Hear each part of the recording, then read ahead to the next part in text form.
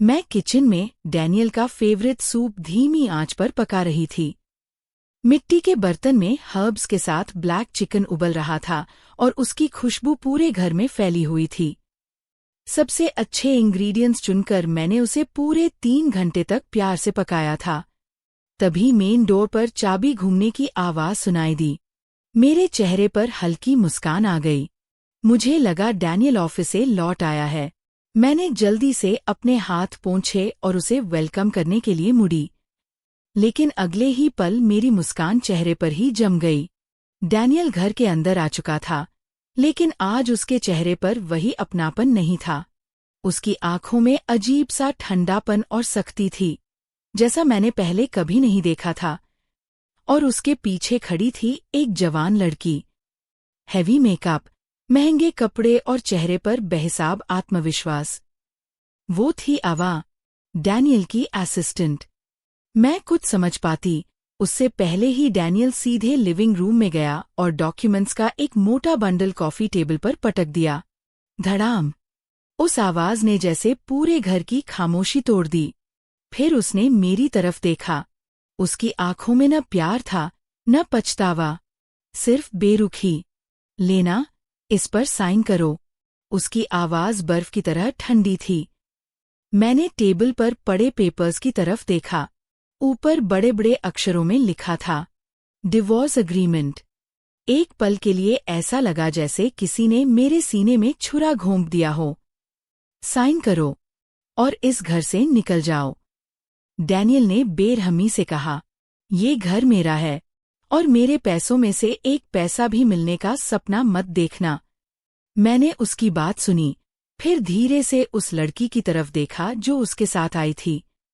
अवा इस बीच मेरे ही घर के सॉफ्ट स्लीपर्स पहन चुकी थी, जिन्हें मैंने पिछले हफ्ते खरीदा था।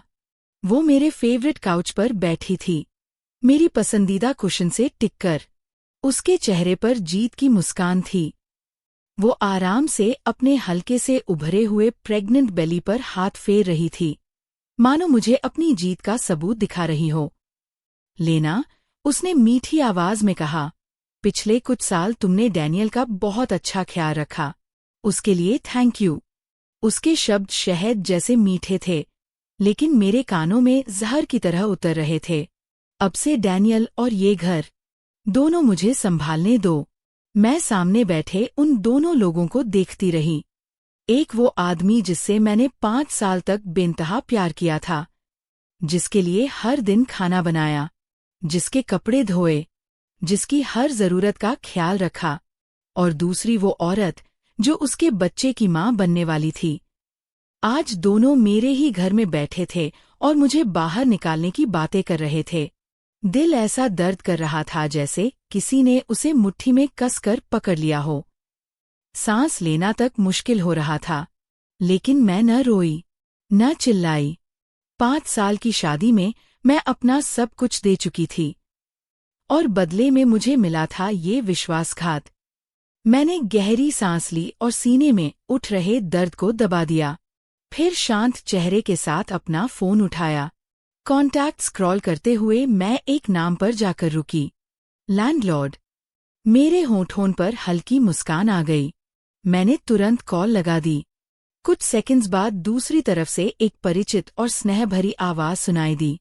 लेना, क्या हुआ बेटा? डैनियल और अवा मुझे देखकर मजाक उड़ा रहे थे, लेकिन मैंने उनकी तरफ ध्यान तक नहीं दिया। डैड, मैंने पूरी शांति से कहा, जो घर आपने रेंट पर दिया था, लगता है उसके टेनेंट्स अब ओनर बदलना चाहते हैं। आप इसकी इजाजत देंगे क्या? कुछ पल के लिए दूसरी तरफ सन्नाटा छा गया। फिर पापा की दबे हुए गुस्से वाली आवाज सुनाई दी, बिल्कुल नहीं। जहां मेरी बेटी रहती है, वही उसका घर है। तुम वहीं रुको, मैं अभी आता हूं। कॉल कट गया। पूरे लिविंग रूम में अजीब सी खामोशी फैल गई। डैनियल और अवा के चेहरे पर पहले हैरानी आई, फिर सदमा, और अगले ही पल दोनों जोर से हंस पड़े। डैनियल तो इतना हंसा जैसे उसने जिंदगी का सबसे मजेदार जोक सुन लिया हो। उसने झटके से मेरा फोन छीना और कॉल हिस्ट्री देखने लगा।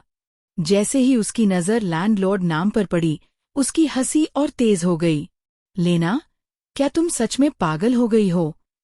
ये कौन सा नया ड्रामा शुरू किया है तुमने? अपने डैड को बुलाकर मेरा सामना करोगी? उसने फोन वापस मेरी तरफ फेंक दिया। उसकी आंखों में सिर्फ तिरस्कार था। तुम्हारे डैड तो बस एक रिटायर्ड बूढ़े आदमी हैं जो पेंशन पर जीते हैं। वो मेरा क्या बिगाड़ लेंगे? फिर वो तिरछी मुस्कान के साथ बोला, अगर इतना ही प्यार है मुझसे तो मुझसे भीख मांगो कि मैं तुम्हें छोड़कर न जाऊं। उसकी बात सुनकर आवा खिलखिलाकर हंस पड़ी और उसके कंधे से लग गई। उसकी आवाज मीठी थी, लेकिन उसकी आंखों में जहर भरा हुआ था। लेना, अब हार मान लो। डैनियल अब मुझसे प्यार करता है, और उस बच्चे से भी जिसे मैं जन्म देने वाली हूं। तुम चाहो तो पूरा परिवार बुला लो, कुछ नहीं बदलने वाला। डैनियल सही कह रहा है। ये घर उसी ने खरीदा है। इससे तुम्हारा या तुम्हारे परिवार का कोई लेना देना नहीं है। अवा ने तिरस्कार भरी मुस्कान के साथ कहा, तुम बस एक ऐसी औरत हो जिसे अब उसकी जिंदगी से बाहर फेंक दिया गया है। मैंने उसकी बात का कोई जवाब नहीं दिया। उसके शब्द अब मुझे चोट नहीं पहुंचा रहे थे। शायद मेरे अंदर कुछ टूट चुका था, या फिर पूरी तरह सुन्न हो चुका था। मैं चुपचाप मुड़ी और किचन की तरफ चली गई। मैंने स्टोव बंद किया और मिट्टी के बर्तन में 3 घंटे से पक रहा ब्लैक चिकन सूप उठाया। एक पल के लिए भी नहीं रुकी। सीधे सिंक तक गई और पूरा सूप उसमें उड़ेल दिया। खौलता हुआ सूप जैसे ही ठंडे पानी से टकराया, एक तेज सी सिसकारी की आवाज गूंज उठी। सफेद भाप का एक हल्का बादल हवा में फैल गया। मेरे लिए वो सिर्फ भाप नहीं थी, वो मेरी 5 साल की शादी की आखिरी सांस थी। एक ऐसा रिश्ता जो मरने से पहले आखिरी बार चीख रहा था। और फिर सब कुछ शांत हो गया। मैं बेडरूम में गई और अपना सामान पैक करने लगी। कुछ ही देर में डैनियल भी पीछे पीछे वहां आ गया। वो दरवाजे के पास खड़ा था, दोनों हाथ सीने पर बांधे हुए, ऐसे जैसे कोई जेलर किसी कैदी पर नजर रख रहा हो। उसकी निगाहें मेरी हर हरकत का पीछा कर रही थीं। क्या हुआ? उसने व्यंग्य से कहा। कुछ कीमती सामान चुपके से ले जाने का इरादा है क्या? उसकी आवाज में सिर्फ शक और तिरस्कार था। एक बात अच्छी तरह सुन लो, लेना। इस घर की हर चीज, छोटी से छोटी चीज भी, मेरी कमाई से खरीदी गई है। तुम यहां से खाली हाथ जाओगी। कुछ भी साथ ले जाने के बारे में सोचना भी मत। मैंने वार्डरोब खोला। अंदर डिजाइनर ड्रेसेस और एक्सपेंसिव हैंडबैग्स करीने से रखे हुए थे। वो सब डैनियल ने खरीदे थे, उपहार के तौर पर नहीं, बल्कि मुझे ये याद दिलाने के लिए कि मैं उस पर कितनी निर्भर हूं। उसकी नज़र में मैं बस एक परफेक्ट हाउसवाइफ थी, जिसे उसने सारी सुविधाएं देकर अपने नियंत्रण में रखा हुआ था। मैंने उन महंगे कपड़ों और बैग्स पर एक नज़र डाली और फिर उन्हें वहीं छोड़ दिया। इसके बजाय वार्डरोब के सबसे अंदर वाले कोने से अपने कुछ पुराने कपड़े निकाले। साधारण से, थोड़े पुराने फैशन के, लेकिन वो कपड़े जो मैंने अपनी शादी से पहले खुद खरीदे थे। फिर मैं बुकशेल्फ के पास गई। चमकदार हार्ड कवर बुक्स की पूरी कतार को नज़रअंदाज करते हुए मैंने सिर्फ एक पुरानी पेपरबैक बुक उठाई। उसके पन्ने पीले पड़ चुके थे, लेकिन उसकी कीमत किसी भी महंगी किताब से ज्यादा थी। आखिर में मैंने नाइट स्टैंड से एक फोटो फ्रेम उठाया। तस्वीर में मैं अपने माता पिता के साथ मुस्कुरा रही थी। वो पुरानी लेना, जिसकी आंखों में सपने थे, जिसका दिल अभी दुनिया की धूल और धोखे से अछूता था। डैनियल की नज़र उस फोटो फ्रेम पर पड़ी, फिर मेरे छोटे से सामान पर, और पहली बार उसके चेहरे का भाव बदल गया। उसकी आंखों में एक अजीब सी झिझक दिखाई दी, शायद उलझन, शायद बेचैनी, या शायद कुछ और। उसे उम्मीद थी कि मैं रोऊंगी, उससे लड़ूंगी, उसकी संपत्ति में हिस्सा मांगूंगी, 5 साल बर्बाद करने का हिसाब मांगूंगी। लेकिन उसे ये उम्मीद नहीं थी कि मैं इतनी आसानी से, इतनी खामोशी से सब छोड़कर चली जाऊंगी। मैंने अपना छोटा सूटकेस उठाया और दरवाजे की तरफ बढ़ गई। लिविंग रूम में अवा अब भी काउच पर बैठी हुई थी। जैसे ही मैं उसके पास पहुंची, उसने जानबूझकर अपना प्रेग्नेंट बेली आगे कर लिया, मानो मेरा रास्ता रोक रही हो। बाय, लेना, उसने मजाक उड़ाते हुए कहा।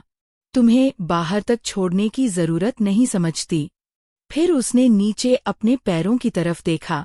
वही स्लिपर्स जो मैंने खरीदे थे। उसके चेहरे पर घमंडी मुस्कान फैल गई। वैसे ये स्लिपर्स मैं वापस नहीं कर रही। काफी कंफर्टेबल हैं। मैंने उसकी तरफ देखा तक नहीं। न कोई जवाब दिया, न कोई शिकायत की। मैं बस उसके पास से निकल गई, ठंडी, शांत और पूरी तरह बेपरवाह। मैंने मेन डोर खोला और बिना पीछे मुड़े घर से बाहर निकल गई। अगले ही पल पीछे से दरवाजा जोर से बंद होने की आवाज आई। धड़ाम। उस एक आवाज ने उनके घर को मुझसे अलग कर दिया, और उसी के साथ मेरी जिंदगी के 5 साल। मेरा प्यार, मेरी बेवकूफी भरी वफादारी, सब पीछे छूट गया। मैं किसी दोस्त के पास रोने नहीं गई, न ही अपने माता पिता के घर जाकर सहारा मांगा। मैंने सड़क पर एक कैब रोकी और सीधे शहर के सबसे लक्सूरियस 5 स्टार होटल का पता बताया। होटल पहुंचते ही रिसेप्शनिस्ट ने मेरे छोटे से सूटकेस को देखकर मुझे हैरानी से देखा, लेकिन अगले ही पल मैंने अपना black and gold premium card उसके सामने रख दिया। कार्ड देखते ही उसका रवैया पूरी तरह बदल गया। उसकी आवाज में सम्मान आ गया, चेहरे पर प्रोफेशनल मुस्कान और व्यवहार में अलग ही विनम्रता। मैंने अपने कार्ड से होटल का सबसे एक्सपेंसिव स्वीट बुक किया, वही स्वीट जिसकी खिड़कियों से पूरे शहर का सबसे शानदार व्यू दिखाई देता था। रूम के अंदर पहुंचते ही मैंने सूटकेस एक कोने में फेंक दिया और सीधे बड़े, मुलायम बेड पर गिर पड़ी। कई घंटों बाद पहली बार मुझे सुकून महसूस हुआ, लेकिन तभी मेरी पॉकेट में रखा फोन लगातार वाइब्रेट करने लगा। एक बार, फिर दूसरी बार, फिर तीसरी बार। मैंने फोन निकाला और स्क्रीन पर नजर डाली। फोन की स्क्रीन पर एक के बाद एक नोटिफिकेशंस आ रही थीं। हर मैसेज डैनियल का था। लेना, ये मत समझना कि घर छोड़कर भाग जाने से सब खत्म हो गया। कल सुबह ठीक 9 बजे सिविल अफेयर्स ऑफिस पहुंच जाना। अगर आने की हिम्मत नहीं हुई तो उसके बाद जो होगा उसके लिए मुझे दोष मत देना। उसका अगला मैसेज तुरंत सामने आ गया। और तुम्हारा वो महान लैंडलॉर्ड, वो आखिरकार क्या लेगा? क्या उसे मेरा रेंट लेने भेजोगी? हाँ, मैं इंतजार कर रहा हूँ। उसके बाद एक फोटो आई। फोटो में डैनियल और अवा लिविंग रूम में एक दूसरे को बाहों में लिए सेल्फी ले रहे थे। उनके पीछे वही सोफा सेट था, वही कर्टन्स थे जिन्हें मैंने खुद चुनकर खरीदा था। फोटो के नीचे कैप्शन लिखा था, देखा, इस घर का असली मालिक कौन है? मैं कुछ देर तक उस तस्वीर को देखती रही। सीने में एक हल्का सा दर्द उठा, लेकिन इस बार वो दर्द पहले जैसा नहीं था। अब उसमें टूटन कम थी और सच्चाई ज्यादा। मैंने ना कोई रिप्लाई किया, न फोटो डिलीट की। बस फोन को साइलेंट मोड पर डाला और बेड के पास रख दिया। फिर मैं बाथरूम में चली गई। मैंने शावर ऑन किया और गर्म पानी को अपने ऊपर गिरने दिया। धीरे धीरे पूरा बाथरूम भाप से भर गया। सब कुछ धुंधला पड़ने लगा, यहाँ तक कि मिरर में दिखता मेरा चेहरा भी। मैंने आंखें बंद कर लीं और अगले ही पल 5 साल की यादें मेरे दिमाग में किसी फास्ट फॉरवर्ड मूवी की तरह चलने लगी।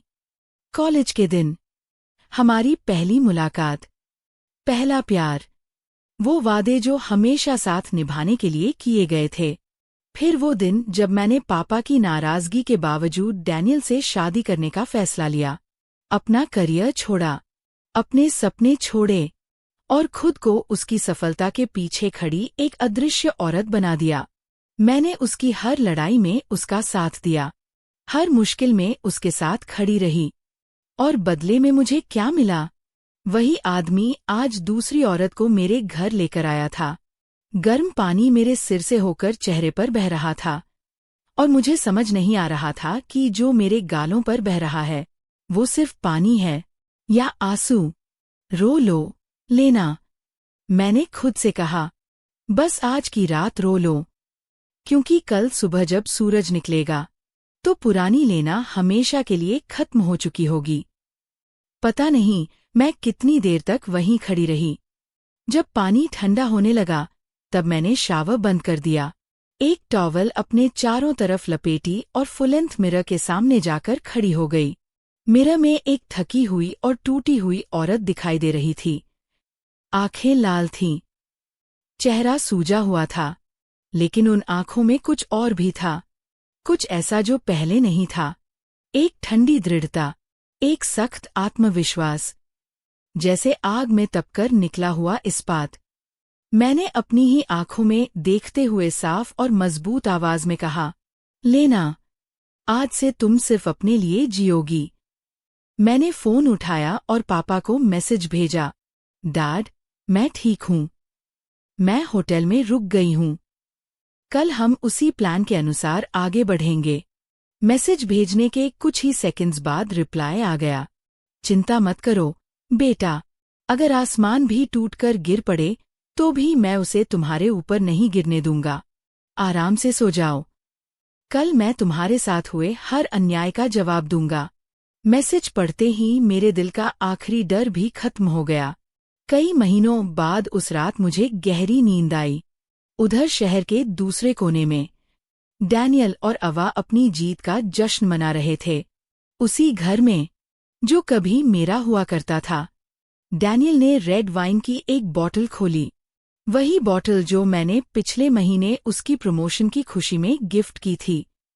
आज वो उसी वाइन से मेरे जाने का जश्न मना रहा था। अवा, आओ, उसने ग्लास में वाइन डालते हुए कहा, हमारी नई जिंदगी की शुरुआत के नाम। अवा मुस्कुराते हुए उसके और करीब आ गई। डैनियल, मैं प्रेग्नेंट हूँ, मैं ड्रिंक नहीं कर सकती। ओह राइट, डैनियल हंस पड़ा। मैं तो एक्साइटमेंट में भूल ही गया था। उसने प्यार से अवा की तरफ देखा। अवा, तुमने बहुत कुछ सहा है, बस कुछ दिनों की बात है, फिर हम मैरिज रजिस्टर करवा लेंगे। मैं तुम्हें और हमारे बच्चे को अपना नाम दूंगा। अवा की आंखें खुशी से चमक उठीं। डैनियल, और इस घर का क्या होगा? डैनियल ने गर्व से सीना चौड़ा किया। उसकी चिंता मत करो, ये घर हमारा है। आखिर मैंने इसे अपनी मेहनत से खरीदा है। मैं शून्य से उठकर यहाँ तक पहुँचा हूँ। उसके परिवार ने तो हमेशा मुझे पीछे खींचने की कोशिश की। और उसका बाप? डैनियल हंस पड़ा। बस एक जिद्दी रिटायर्ड बूढ़ा आदमी है, अब वो किसी का कुछ नहीं बिगाड़ सकता। अवा उसकी हर बात पर विश्वास कर रही थी, मानो उसके झूठ भी उसके लिए किसी पवित्र सच से कम ना हो। डैनियल, तुम सच में कमाल हो, उसने प्रशंसा भरी नजरों से कहा। मुझे पता था कि मैंने तुम्हें चुनकर कोई गलती नहीं की। तुम सच में मेरे हीरो हो। कुछ ही देर बाद वो दोनों भविष्य के सपने बुनने लगे। गेस्ट रूम को नर्सरी बनाने की बातें होने लगीं।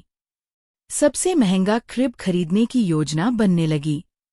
अपने होने वाले बच्चे को दुनिया की हर खुशी देने के सपने सजने लगे। उन्हें पूरा यकीन था कि वे जीत चुके हैं। उन्हें लग रहा था कि अब कोई उनका कुछ नहीं बिगाड़ सकता, लेकिन उन्हें बिल्कुल अंदाजा नहीं था कि उनके सिर के ऊपर एक भयानक तूफान आकार ले चुका है, और वो तूफान अब उनकी तरफ बढ़ रहा था। उन्हें नहीं पता था कि जिस जमीन पर खड़े होकर वे खुद को विजेता समझ रहे हैं, वो असल में उनकी नहीं थी। वो तो बस एक परीक्षा का मैदान था, एक ऐसा खेल जिसे मेरे पिता ने बहुत सोच समझकर तैयार किया था, और अब वो परीक्षा खत्म हो चुकी थी। नतीजा आने वाला था, और इस खेल में धोखा देने वाला खिलाड़ी बहुत जल्द बाहर फेंक दिया जाने वाला था। अगली सुबह ठीक 8 बजे डैनियल और अवा अभी भी मास्टर बेडरूम के बड़े बेड पर गहरी नींद में सो रहे थे। तभी डोरबेल अचानक बज उठी। एक बार, फिर दूसरी बार, और फिर लगातार। आवाज इतनी तेज और लगातार थी कि उसे नजरअंदाज करना नामुमकिन था। सुबह सुबह कौन मर गया है? डैनियल चिढ़कर बड़बड़ाया। उसकी आवाज में नींद भी थी और गुस्सा भी। वो बेमन से बेड से उठा। बाल बिखरे हुए थे, कपड़े अस्त व्यस्त थे। वो धीरे धीरे दरवाजे की तरफ बढ़ने लगा। उसे पूरा यकीन था कि बाहर मैं खड़ी हूं, रोती हुई, टूटी हुई, उससे माफी मांगने आई हुई। उसने तो अपने दिमाग में पूरा दृश्य भी बना लिया था। कैसे वो मुझे नीचा दिखाएगा, कैसे मेरे सामने अपनी जीत का मजा लेगा, और कैसे मुझे गिड़गिड़ाने पर मजबूर करेगा। लेकिन जैसे ही उसने दरवाजा खोला, उसके चेहरे का सारा घमंड एक पल में गायब हो गया। बाहर मैं नहीं खड़ी थी। दरवाजे पर कई लंबे चौड़े आदमी खड़े थे। सभी ने ब्लैक सूट्स और सनग्लासेस पहने हुए थे। उनकी मौजूदगी ही बता रही थी कि उनसे उलझना किसी के लिए भी आसान नहीं होगा। उनके सामने खड़ा था एक मिडिल एज्ड आदमी। ऐसा आदमी जिसकी मौजूदगी ही लोगों को खामोश कर दे, जिसके सामने खड़े होकर लोग अनजाने में अपनी नजरें झुका लें। वो थे मेरे पिता, हेनरी लेन। उनके पीछे एक और आदमी खड़ा था, गोल्ड रिम्ड ग्लासेस, साफ सुथरा सूट और हाथ में एक लेदर ब्रीफकेस। उसे देखकर ही समझ आ रहा था कि वो कोई साधारण आदमी नहीं था। उसकी आंखों में तेज था, चेहरे पर आत्मविश्वास था और हर हाव भाव में प्रोफेशनलिज्म झलक रहा था। डैनियल का चेहरा सफेद पड़ गया। उसने मेरे पिता को पहले भी कई बार देखा था, लेकिन उसकी नज़र में वो हमेशा एक शांत, थके हुए और रिटायर्ड बूढ़े आदमी ही रहे थे। एक ऐसे इंसान जो किसी के लिए खतरा नहीं हो सकता। लेकिन आज उसके सामने खड़ा आदमी बिल्कुल अलग था। उनकी आंखें इस्पात की तरह ठंडी थीं और उनकी मौजूदगी पूरे घर पर किसी तूफान की तरह छा चुकी थी। ये क्या हो रहा है? डैनियल हकलाते हुए बोला। मिस्टर लेन, आप यहाँ क्या कर रहे हैं? लेकिन पापा ने उसकी तरफ देखा तक नहीं। वो सीधे घर के अंदर चले गए, उसी घर में जिसे डैनियल कल तक अपना घर बता रहा था। उनकी नज़र पूरे लिविंग रूम पर घूमी। सोफा पर बिखरे कपड़े, कॉफी टेबल पर लुढ़कती खाली वाइन बॉटल और घर की बदली हुई हालत। जितना वो देखते गए, उनका चेहरा उतना ही सख्त होता गया। वो किसी मेहमान की तरह घर नहीं देख रहे थे। वो ऐसे देख रहे थे जैसे कोई मालिक अपनी चीज वापस लेने आया हो। कुछ सेकंड बाद उन्होंने डैनियल की तरफ देखा। मैं ये घर वापस लेने आया हूं। उनकी आवाज ऊंची नहीं थी, लेकिन हर शब्द डैनियल के सीने पर हथौड़े की तरह गिरा। उसी समय बेडरूम का दरवाजा खुला। अवा बाहर आई। उसने डैनियल की ओवरसाइज्ड शर्ट पहन रखी थी। अभी उसकी नींद पूरी तरह खुली भी नहीं थी, लेकिन सामने का दृश्य देखकर वो वहीं रुक गई। अगले ही पल उसके मुंह से घबराहट भरी चीख निकल गई। वो दौड़कर डैनियल के पीछे छिप गई और उसका हाथ कसकर पकड़ लिया। पापा की मौजूदगी ने डैनियल का आत्मविश्वास हिला दिया था, लेकिन तभी उसे प्रॉपर्टी डीड याद आई। उसके दिमाग में अचानक फिर से हिम्मत आ गई। उसने सीना चौड़ा किया और ऊंची आवाज में बोला, क्या आप लोग पागल हो गए हैं? ये मेरा घर है। प्रॉपर्टी डीड पर मेरा नाम लिखा है, डैनियल ब्रुक्स। आप लोग जबरदस्ती मेरे घर में घुस आए हैं। अगर अभी नहीं निकले तो मैं पुलिस बुला लूंगा। वो फोन निकालने ही वाला था कि तभी गोल्ड रिम्ड ग्लासेस वाला आदमी आगे बढ़ा। उसने अपना ब्रीफ केस खोला और उसमें से डॉक्यूमेंट्स का एक मोटा बंडल निकालकर डैनियल की तरफ बढ़ा दिया। Good morning, mister brooks. उसकी आवाज शांत और प्रोफेशनल थी। मैं मिस्टर लेन का पर्सनल अटॉर्नी हूं। कृपया इन डॉक्यूमेंट्स को ध्यान से पढ़िए। डैनियल ने तिरस्कार से उसकी तरफ देखा, लेकिन लॉयर बिना रुके आगे बोलता गया। आप सही कह रहे हैं। हाउस डीड पर आपका नाम दर्ज है, लेकिन एक महत्वपूर्ण बात है। उसने अपने ग्लासेस ठीक किए, फिर बेहद स्पष्ट आवाज में कहा, यह प्रॉपर्टी आपको बिना शर्त नहीं दी गई थी। यह एक कंडीशनल गिफ्ट थी। डैनियल की भौहें सिकुड़ गईं। लॉयर ने अगला डॉक्यूमेंट खोल दिया। प्रीमैरिटल एसेट अग्रीमेंट के अडेंडम नंबर 6 के अनुसार इस घर का ऑनरशिप ट्रांसफर केवल तब तक वैध रहेगा जब तक आपका और मिस लेना लाने का विवाह कायम रहेगा। डैनियल के चेहरे की मुस्कान धीरे धीरे गायब होने लगी, लेकिन असली झटका अभी बाकी था।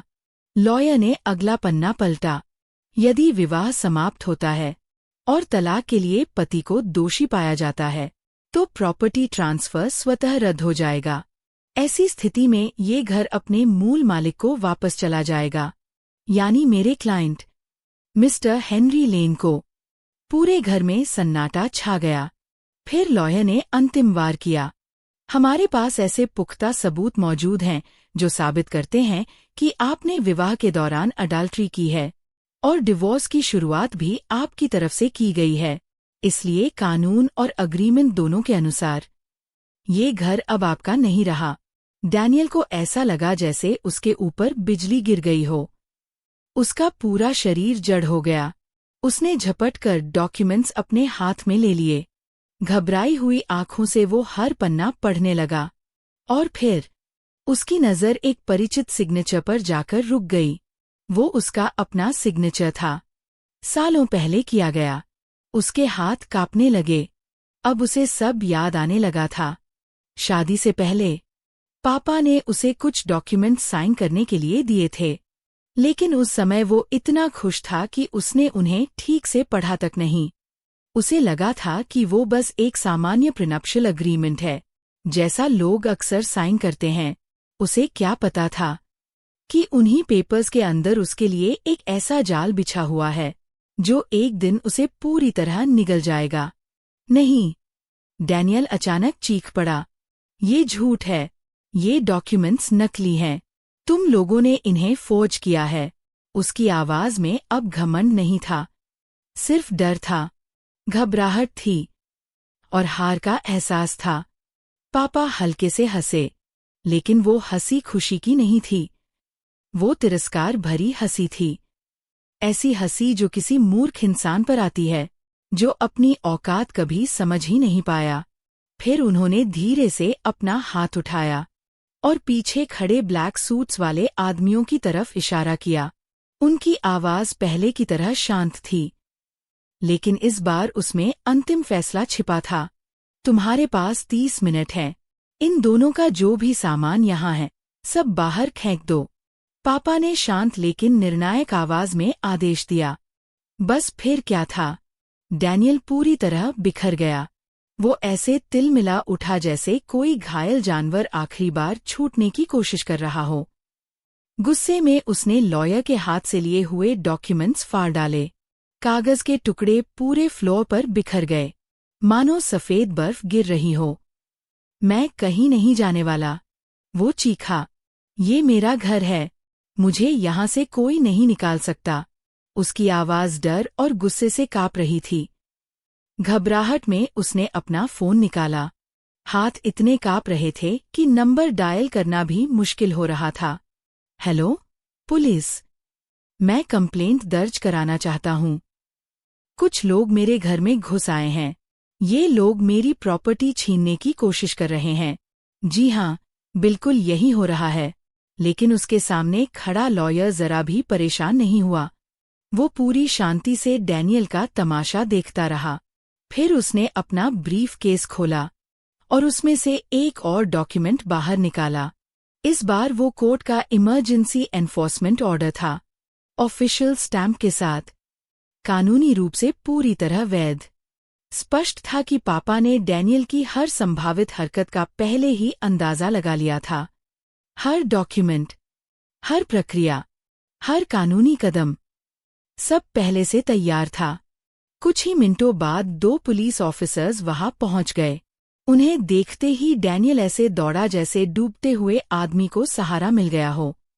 ऑफिसर्स, यही लोग हैं, उसने घबरा कर कहा। इन्होंने मेरे घर में घुसपैठ की है। ये मुझे मेरे ही घर से निकाल रहे हैं। लेकिन ऑफिसर्स ने उसकी बात पर कोई ध्यान नहीं दिया। उन्होंने पहले लॉयर से डॉक्यूमेंट्स मांगे। लॉयर ने पूरी फाइल उनके सामने रख दी। प्रीनप्शियल अग्रीमेंट का अडेंडम, डैनियल के अफेयर के फोटोग्राफिक एविडेंस और कोर्ट का एनफोर्समेंट ऑर्डर। दोनों ऑफिसर्स ने हर डॉक्यूमेंट ध्यान से देखा। कुछ मिनट बाद उनमें से एक ने सिर उठाया। उसका चेहरा पूरी तरह गंभीर था। मिस्टर ब्रुक्स, उसने सख्त आवाज में कहा, वेरिफिकेशन के बाद यह पुष्टि हो चुकी है कि इस प्रॉपर्टी के वैध मालिक मिस्टर हेनरी लेन हैं। कोर्ट के आदेश के अनुसार आपको एसेट ट्रांसफर में पूरा सहयोग देना होगा। यदि आपने सहयोग करने से इनकार किया तो हम कानून के तहत बलपूर्वक कार्रवाई करेंगे। ये शब्द सुनते ही डैनियल के चेहरे का रंग उड़ गया। ऐसा लगा जैसे किसी ने उसके ऊपर बर्फ का पूरा टब उड़ेल दिया हो। उसका सारा गुस्सा, सारा घमंड और सारा आत्मविश्वास एक पल में गायब हो गया। उसी दौरान हॉलवे में रहने वाले पड़ोसी भी बाहर निकलने लगे। एक एक करके दरवाजे खुलने लगे। लोग उत्सुकता से बाहर झांकने लगे। धीरे धीरे फुसफुसाहट पूरे कॉरिडोर में फैल गई। सबकी नजरें डैनियल पर टिक गईं। वही डैनियल ब्रुक्स, जो हमेशा एक्सपेंसिव सूट्स पहनकर अकड़ के साथ चलता था, जो खुद को सबसे बेहतर समझता था, आज वही आदमी अपने ही घर के बाहर खड़ा बेबस दिखाई दे रहा था। और फिर लोगों की नजर अवा पर गई। वही लड़की जिसे डैनियल अक्सर पब्लिक प्लेसेस में अपनी कजिन बताकर साथ घुमाता था, आज उसका चेहरा पीला पड़ चुका था। कपड़े अस्त व्यस्त थे और वो शर्म के मारे डैनियल के पीछे छिप रही थी। पड़ोसियों की बातें डैनियल के बचे खुचे सम्मान को भी चीर रही थीं। अरे, ये तो डायरेक्टर ब्रुक्स है ना? क्या हुआ इसे? और ये लड़की कौन है? ये तो इसकी पत्नी नहीं है। काफी छोटी लग रही है। मैं इसकी वाइफ से मिल चुकी हूँ। बहुत अच्छी महिला है। सुना है ये इसकी मिस्ट्रेस है। मतलब इसने अपनी पत्नी को घर से निकाल दिया और अब पत्नी का परिवार इसे निकाल रहा है। सच है, इंसान को देखकर कभी उसकी असलियत नहीं समझ आती। हर फुसफुसाहट डैनियल के लिए किसी थप्पड़ से कम नहीं थी। उधर आवा की आंखों से आंसू बहने लगे। वो कांपते हुए डैनियल की बाह पकड़कर बोली, डैनियल, अब हम क्या करेंगे? ये हमारा घर ले रहे हैं। हमारा घर। ये दो शब्द अब डैनियल के कानों में मजाक की तरह लग रहे थे। जिस घर पर उसे सबसे ज्यादा गर्व था, वही अब उसकी सबसे बड़ी बेइज्जती बन चुका था। इधर पापा के लोग बिना समय बर्बाद किए काम में लग चुके थे। उन्हें न डैनियल की चीखें सुनाई दे रही थीं, न अवा के आंसू। वो पूरी प्रोफेशनलिज्म के साथ अपार्टमेंट का सामान बाहर निकाल रहे थे। बड़े बड़े ब्लैक गार्बेज बैग्स लाए गए और डैनियल और अवा से जुड़ी हर चीज उनमें भरनी शुरू कर दी गई, मानो घर का कचरा साफ किया जा रहा हो। अवा के डिजाइनर हैंडबैग्स, जिन्हें वो अपनी सबसे कीमती चीज समझती थी, अलमारी से निकालकर सीधे फ्लोर पर फेंक दिए गए। कुछ बैग्स पर धूल लग गई, कुछ पर खरोंचें पड़ गईं, लेकिन किसी को कोई फर्क नहीं पड़ा। डैनियल गुस्से में आगे बढ़ा। वो उन्हें रोकना चाहता था, लेकिन दो सिक्योरिटी गार्ड्स ने उसे तुरंत पकड़ लिया। एक ने उसका दाया हाथ पकड़ा, दूसरे ने बायां, और अगले ही पल उसे जमीन से ऊपर उठा लिया, मानो कोई शरारती मुर्गा पकड़ लिया गया हो। डैनियल लात मारता रहा, चिल्लाता रहा, गालियां देता रहा, लेकिन उसका कुछ नहीं चला।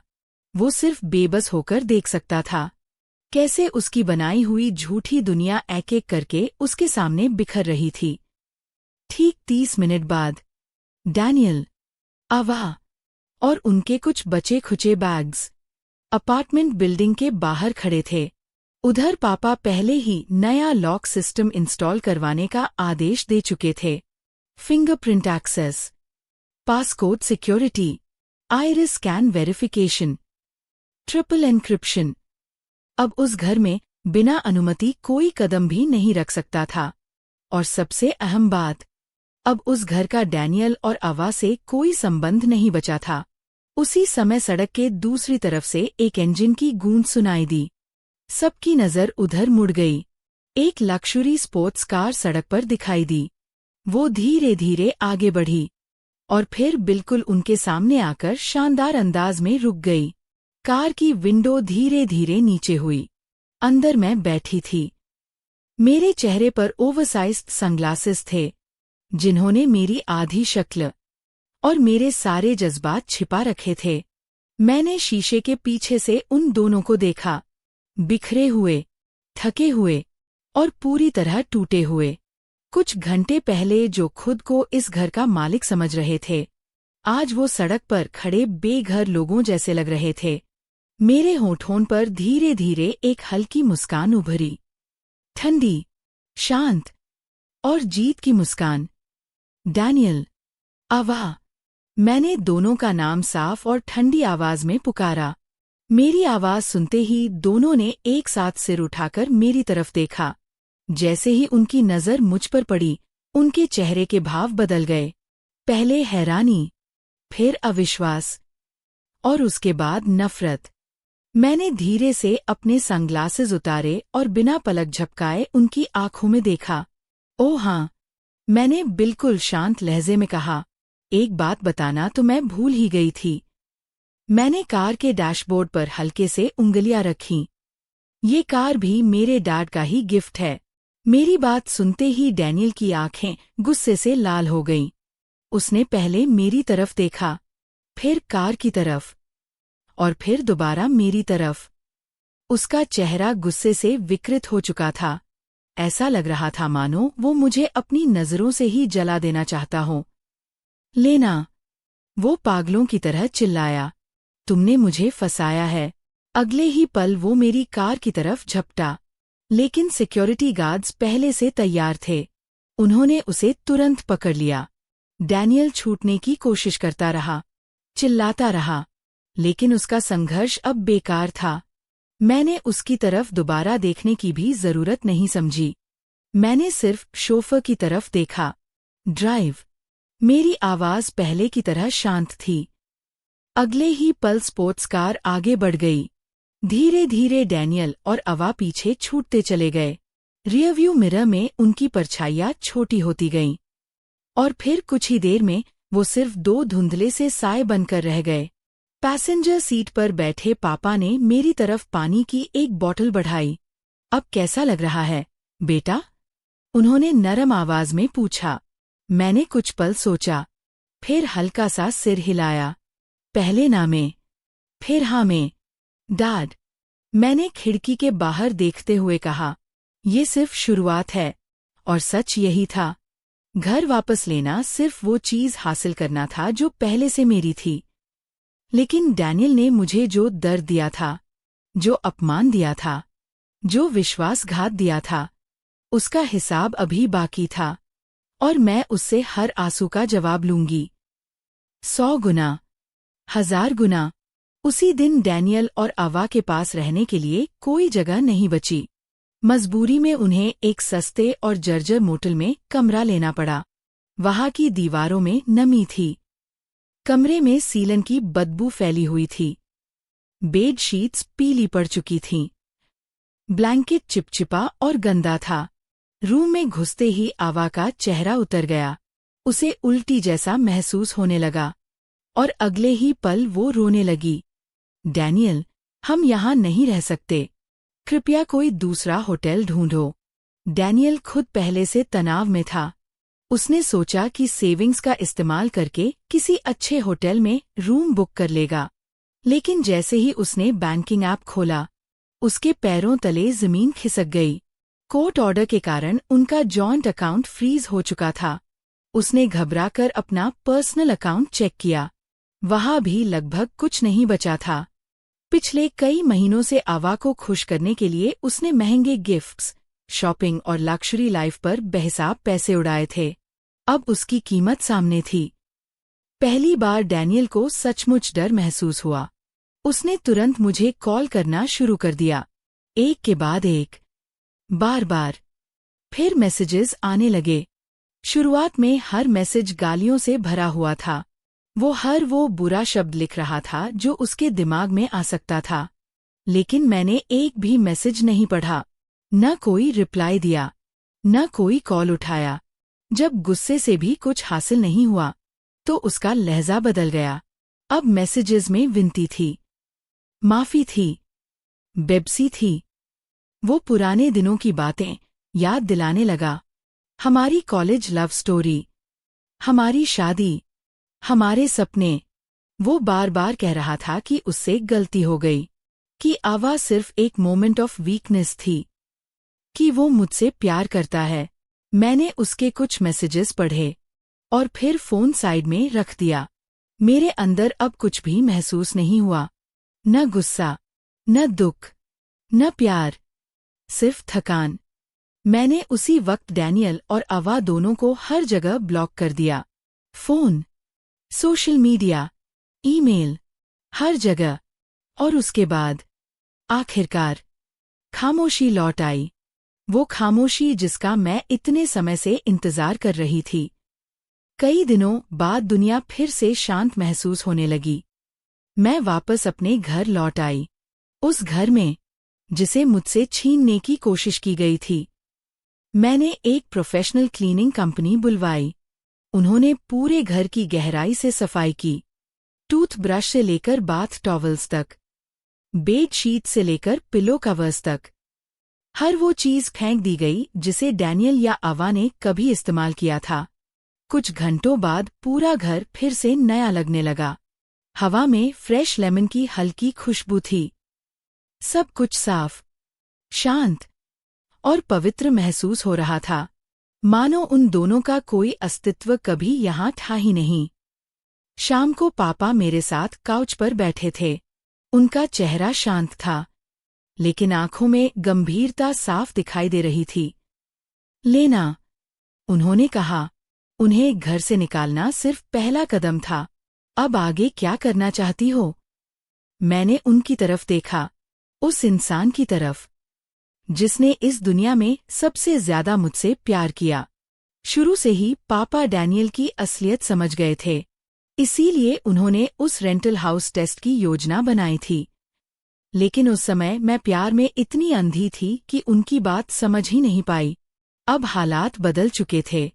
अब मैं दोबारा किसी के झूठ में नहीं आने वाली थी, न खुद को धोखा देने वाली थी, न किसी और को मौका देने वाली थी। मैंने सीधे पापा की आंखों में देखा। मैं उससे वो सब वापस लेना चाहती हूँ, जो कुछ भी उसे मेरी वजह से मिला था। उसका करियर, उसकी रेप्यूटेशन, उसका घमंड, कुछ भी नहीं बचेगा। पापा की आंखों में संतोष की हल्की झलक दिखाई दी। उन्होंने धीरे से सिर हिलाया। अच्छा, और इस बार तुम्हें मेरा पूरा साथ मिलेगा। फिर उन्होंने मुझे एक ऐसी बात बताई जो डैनियल कभी नहीं जानता था। डैनियल इतनी जल्दी प्रोजेक्ट डायरेक्टर नहीं बना था क्योंकि वो कोई असाधारण इंसान था। असल वजह कुछ और थी।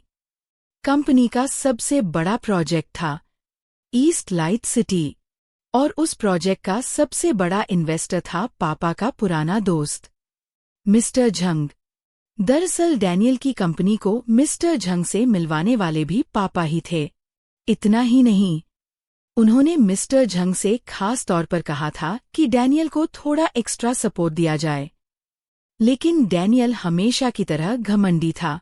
उसे लगता था कि उसकी हर सफलता सिर्फ उसकी मेहनत और टैलेंट का नतीजा है। वो अक्सर मुझसे कहा करता था, मैं इस कंपनी का सबसे महत्वपूर्ण इंसान हूँ। मेरे बिना ये कंपनी चल ही नहीं सकती। अब सोचती हूँ तो हंसी आती है। वो उस पिस्सू की तरह था, जो किसी विशालकाय इंसान के कंधे पर बैठकर खुद को आसमान छूने वाला समझने लगता है। मैंने बिना एक सेकंड गवाए मिस्टर झंग को कॉल किया। पापा मेरे सामने ही बैठे थे। मैंने न रोया, न शिकायत की, न कहानी को बढ़ा चढ़ाकर बताया। मैंने सिर्फ सच बताया, शांत आवाज में, साफ शब्दों में, कि डैनियल ने शादी के दौरान धोखा दिया और मेरे परिवार की संपत्ति हथियाने की कोशिश की। फोन के दूसरी तरफ कुछ देर तक सन्नाटा रहा। फिर मिस्टर झंग ने गहरी सांस ली। लेना, उन्होंने भारी आवाज में कहा, लगता है मैं उसे पहचानने में गलती कर बैठा। कुछ पल रुककर उन्होंने आगे कहा, तुम चिंता मत करो, इस मामले का सही जवाब उसे जरूर मिलेगा। उसी समय मिस्टर झंग ने मुझसे वादा किया कि वह अब कभी भी डैनियल ब्रूक्स जैसे एहसान फरामोश और चरित्रहीन इंसान के साथ काम नहीं करेंगे। अगले ही दिन जब डैनियल अभी भी घर से निकाले जाने के बाद पैदा हुई परेशानियों को संभालने की कोशिश कर रहा था, तभी उसके इनबॉक्स में एक ईमेल पहुंची। Email east light city project के सबसे बड़े इन्वेस्टर की तरफ से थी और उसका संदेश बिल्कुल साफ था, प्रोजेक्ट लीडर को तुरंत बदला जाए। अगर ऐसा नहीं किया गया तो हम कॉन्ट्रैक्ट एकतरफा समाप्त कर देंगे और हुए सभी नुकसान की भरपाई की कानूनी मांग करेंगे। यह ईमेल कंपनी के अंदर किसी बम धमाके से कम नहीं थी। पूरे सीनियर मैनेजमेंट में हड़कंप मच गया। इमरजेंसी मीटिंग्स बुलाई गईं। एग्जीक्यूटिव्स एक दूसरे पर सवाल उठाने लगे। कुछ ही घंटों बाद डैनियल को उसके बॉस के ऑफिस में बुलाया गया। जैसे ही वो अंदर गया, उसे बुरी तरह फटकार सुननी पड़ी। उसके बॉस का गुस्सा किसी से छिपा नहीं था। डैनियल सिर झुकाकर खड़ा रहा। वो सफाई देना चाहता था, लेकिन उसके पास कहने के लिए कुछ नहीं था। जिस करियर पर उसे सबसे ज्यादा गर्व था, जिसे वो अपनी सबसे बड़ी उपलब्धि मानता था, उसी में अब पहली दरार पड़ चुकी थी। और यह दरार मामूली नहीं थी। यह उसकी बर्बादी की शुरुआत थी। कंपनी का माहौल भी तेजी से बदलने लगा। कल तक जो लोग उसे डायरेक्टर ब्रूक्स कहकर मुस्कुराते थे, हर बात पर उसकी तारीफ करते थे, आज वही लोग उससे दूरी बनाने लगे। कुछ लोग उसे दया भरी नजरों से देखते, कुछ लोग उसके पीछे उसका मजाक उड़ाते, और ज्यादातर लोग उससे बचकर निकल जाते, मानो उसकी बदकिस्मती छूने से फैल जाएगी। डैनियल ने कई बार कंपनी एग्जीक्यूटिव से मिलने की कोशिश की। उसे उम्मीद थी कि शायद वो अपना प्रोजेक्ट बचा लेगा, लेकिन हर बार सेक्रेटरी उसे दरवाजे पर ही रोक देती। बॉस मीटिंग में है, बस यही जवाब मिलता।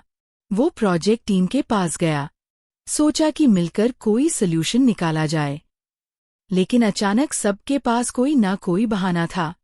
किसी को डेडलाइन पूरी करनी थी, किसी की क्लाइंट मीटिंग थी, किसी के पास अर्जेंट वर्क था। अब कोई भी उसके साथ अपना नाम जोड़ना नहीं चाहता था। कहते हैं, जब पेड़ गिरता है तो उस पर बैठे बंदर सबसे पहले भागते हैं, और इंसानों की फितरत भी कुछ अलग नहीं होती। करियर पर पड़े इस झटके ने डैनियल की बची खुची स्थिरता भी तोड़ दी। उधर अवा भी अब उसके लिए सहारा नहीं, बल्कि बोझ बनती जा रही थी। सस्ते मोटल का गंदा माहौल उसकी प्रेगनेंसी को और मुश्किल बना रहा था। वो हर दिन शिकायत करती, हर दिन रोती, और हर दिन डैनियल पर अपना गुस्सा निकालती। डैनियल, क्या तुम किसी काम के भी हो? हम कब तक इस गंदे मोटल में रहेंगे? मुझसे अब और बर्दाश्त नहीं होता। तुम कहते थे कि तुम बहुत टैलेंटेड हो, फिर अपना घर तक क्यों नहीं बचा पाए? क्या तुमने मुझसे झूठ बोला था? उसकी तेज और कड़वी आवाज हर दिन डैनियल के दिमाग पर हथौड़े की तरह पड़ती, और पहली बार डैनियल को एहसास हुआ कि आवा वास्तव में कैसी है। वही लड़की जिसकी मीठी बातें कभी उसे दीवाना बना देती थीं, आज उसे शोरगुल करने वाली, स्वार्थी और बेहद अप्रिपक्व लगने लगी थी। इधर उसकी नौकरी टूट रही थी, उधर उसका रिश्ता भी बिखर रहा था। लेकिन मुसीबतें यहीं खत्म नहीं हुईं। उसके होमटाउन में भी खबर पहुंच चुकी थी कि डैनियल को विला से निकाल दिया गया है। ये सुनते ही उसके माता पिता, चाचा चाची और बाकी रिश्तेदार एक एक करके सक्रिय हो गए। सालों से वे डैनियल के जरिए आर्थिक मदद लेते आए थे। हालांकि सच यह था कि वो पैसा असल में मेरा होता था, लेकिन उन्हें इसकी जानकारी कभी नहीं थी। कुछ देर बाद मेरे फोन पर कॉल आया। कॉलर आईडी पर डैनियल की मां का नाम चमक रहा था। मैंने कॉल रिसीव किया, और जैसे ही मैंने हेलो कहा, उधर से उनकी चीखती हुई आवाज मेरे कानों में गूंज उठी। लेना, तुम निकम्मी औरत! अगर मेरे बेटे ने दूसरी औरत ढूंढ ली तो क्या हुआ? कम से कम वो हमारे ब्रूक्स फैमिली का वारिस तो पैदा कर रही है। तुम कौन होती हो उसे उसके ही घर से निकालने वाली? तुम अपशकुन हो। मेरे बेटे की बर्बादी की वजह सिर्फ तुम हो। मैं आखिरी बार कह रही हूँ, घर वापस कर दो, वरना मैं तुम्हारी कंपनी पहुंचकर ऐसा तमाशा करूंगी कि तुम्हारी सारी इज्जत मिट्टी में मिल जाएगी। मैंने उन्हें बीच में नहीं रोका, न कोई बहस की, न कोई जवाब दिया। मैंने बस अपने फोन का रिकॉर्डर ऑन कर दिया और चुपचाप उनकी सारी बातें रिकॉर्ड करती रही। वो लगातार बोलती रहीं, गालियां देती रहीं, आरोप लगाती रहीं। आखिरकार जब उनकी सांस फूलने लगी और उनकी आवाज धीमी पड़ गई, तब मैंने पहली बार जवाब दिया। हो गया, मैंने शांत स्वर में पूछा। कुछ सेकंड की खामोशी के बाद मैं बोली, अच्छा, अब मेरी बारी है। मैंने तुरंत ब्रुक्स फैमिली ग्रुप खोला, जिसका नाम बड़े गर्व से रखा गया था, the loving and United brooks family. फिर मैंने एक कंप्रेस्ड फाइल ग्रुप में भेज दी। उस फाइल के अंदर दर्जनों फोटोज थीं, डैनियल और अवा की बेहद करीबी तस्वीरें, हर एंगल से, हर सिचुएशन की, उनके अफेयर का पूरा सच। उसके बाद मैंने वो फोटोज भी भेजीं, जिनमें सिक्योरिटी गार्ड्स डैनियल को घर से बाहर निकाल रहे थे, और फिर वो डॉक्यूमेंट्स, जो उसके अडल्ट्री और प्रॉपर्टी फ्रॉड को साबित करते थे। लेकिन असली झटका अभी बाकी था। मैंने अपनी बैंक स्टेटमेंट्स भी ग्रुप में भेज दीं। पिछले 5 सालों की हर ट्रांसफर का रिकॉर्ड मौजूद था। वो सारे पैसे जो डैनियल के जरिए उसके परिवार तक पहुंचते रहे थे। अमाउंट देखकर किसी की भी आंखें फटी रह जातीं। फिर मैंने एक आखिरी वॉइस मैसेज रिकॉर्ड किया। मिस्टर एंड मिसेस ब्रुक्स, जिस बेटे पर आपको इतना गर्व है, जिसे आप अपने परिवार का गौरव कहते हैं, वो असल में एक धोखेबाज और बेईमान इंसान है। उसने सिर्फ अपनी पत्नी को धोखा नहीं दिया, उसने उसकी संपत्ति हड़पने की भी कोशिश की। और जहां तक उन पैसों की बात है जिन्हें आप सालों से खर्च करते आए हैं, उनका हर एक रुपया मेरी कमाई और मेरी मदद से आया था। उसी बहू की तरफ से, जिसे आप आज बाज और निकम्मी कह रहे हैं। आज के बाद मैं इस परिवार की कोई आर्थिक मदद नहीं करूंगी।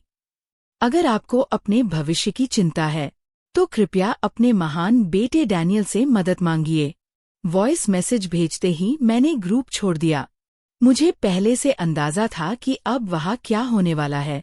सवाल, चीख पुकार, झगड़े और शर्मिंदगी। पूरा फैमिली ग्रुप हिलने वाला था। और ठीक वैसा ही हुआ। 10 मिनट भी नहीं बीते थे कि मेरे फोन की स्क्रीन फिर से चमक उठी। इस बार कॉलर आईडी पर एक नाम था, डैनियल ब्रुक्स। फोन उठाते ही दूसरी तरफ से डैनियल की आवाज गूंज उठी। उसकी आवाज में गुस्सा भी था और घबराहट भी। लेना, क्या तुम पागल हो गई हो? तुमने फैमिली ग्रुप में आखिर भेजा क्या है? क्या तुम मुझे पूरी तरह बर्बाद करना चाहती हो? उसकी बात सुनकर मेरे होठों पर ठंडी मुस्कान आ गई। तुम्हें बर्बाद करना चाहती हूँ? मैंने शांत स्वर में कहा, डैनियल, जिस दिन तुम उस औरत को हमारे घर लेकर आए थे, उसी दिन तुमने खुद को बर्बाद कर लिया था। मैं कुछ पल रुकी, फिर आगे बोली, तुम हमेशा खुद को हमारी शादी का सहारा कहते थे, अपने परिवार की ताकत बताते थे। तो अब वही सहारा खुद बनकर दिखाओ, क्योंकि अब तुम्हारा बोझ उठाने के लिए मैं नहीं हूं। इतना कहकर मैंने कॉल काट दिया। उसे जवाब देने का मौका तक नहीं दिया। कुछ ही समय बाद उसके होमटाउन से फिर खबरें आने लगीं। जो रिश्तेदार कल तक मुझे गालियां दे रहे थे, आज वही डैनियल पर टूट पड़े थे। हर तरफ से उसे ताने मिल रहे थे। कोई उसे एहसान फरामोश कह रहा था, कोई उसे बेदिल बता रहा था, और कोई पूरे ब्रुक्स फैमिली की बदनामी का जिम्मेदार ठहरा रहा था। सबसे ज्यादा गुस्सा उन्हें उस बैंक स्टेटमेंट पर था। अब उन्हें पता चल चुका था कि वर्षों से जो पैसे उनके घर पहुंच रहे थे, वो डैनियल की कमाई नहीं थे। वो सब मेरी तरफ से आ रहे थे। उधर आवा की प्रेगनेंसी भी आगे बढ़ रही थी, लेकिन उसके साथ उसका स्वभाव और चिड़चिड़ा होता जा रहा था। हर दिन नई शिकायत, हर दिन नया झगड़ा। वो जिद करने लगी कि उसका चेकअप शहर के सबसे अच्छे प्राइवेट हॉस्पिटल में हो। लेकिन जब डैनियल ने अपना अकाउंट बैलेंस देखा तो उसके चेहरे का रंग उड़ गया। स्क्रीन पर दिखाई देने वाली रकम इतनी कम थी कि उससे किसी अच्छे हॉस्पिटल का रजिस्ट्रेशन फी भी मुश्किल से भरता।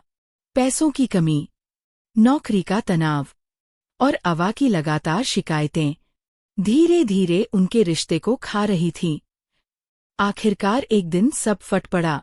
उनकी जिंदगी का पहला बड़ा झगड़ा हुआ। अवा ने सामने खड़े डैनियल को देखा। बिखरे हुए बाल, थका हुआ चेहरा, खाली जेब और टूटा हुआ आत्मविश्वास। पहली बार उसे महसूस हुआ कि शायद उसने गलत आदमी पर भरोसा किया था। जिस आरामदायक और खुशहाल जिंदगी का सपना डैनियल ने उसे दिखाया था, वो अब किसी झूठे वादे जैसा लगने लगा था। दूसरी तरफ डैनियल भी टूट चुका था। एक तरफ करियर बिखर रहा था, दूसरी तरफ अवा उसके लिए तनाव का कारण बन चुकी थी। उसके ऊपर हर दिन दबाव बढ़ता जा रहा था। एक रात जब वो मोटल के छोटे से कमरे में अकेला बैठा था तो अचानक उसे पुरानी बातें याद आने लगीं।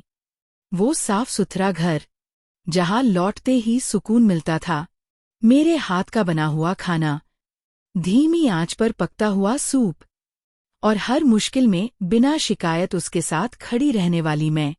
उसे पहली बार एहसास हुआ कि उसने क्या खो दिया है। अगले दिन उसने एक म्यूचुअल एक्वेंटेंस से मेरा नया नंबर हासिल किया। फिर उसने मुझे एक बहुत लंबा मैसेज भेजा, हजारों शब्दों का। उसमें माफी थी, पछतावा था और मुझे वापस पाने की बेताबी भी। मैंने पूरा मैसेज पढ़ा, एक एक लाइन, फिर बिना एक पल सोचे उसे डिलीट कर दिया।